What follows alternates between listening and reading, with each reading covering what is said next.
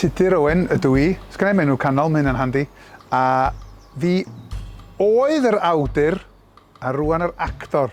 Mae yna wahanol ffyrdd dwi'n ffeindio o sgwennu, yn dibynnu ar be dwi'n sgwennu. Rhywbeth fel hyn, tra mod i'n creu'r edefyn stori, dwi hefyd yn creu'r cymeriadau. A wedyn, ar ôl hynny, dwi'n licio just mynd ati wedyn i sgwennu dialog a eu clywed nhw'n siarad.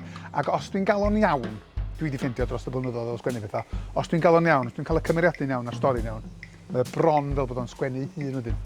Huw Fyw ydy'r prif gymeriad. Mae o'n, ar yr olwg gyntaf, yn ddyn eitha syml.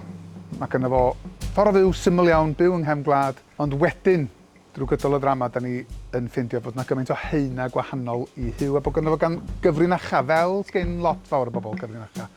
Fedra i meddwl am le gwell yn y byd i gyd yn grwn na galeri Caernarfon i agor y sioe yma, achos dwi wedi hen arfer rhedag ar lwyfan, camu ar lwyfan, baglu ar y llwyfan yna weithiau. Mae o fel home ground i mi.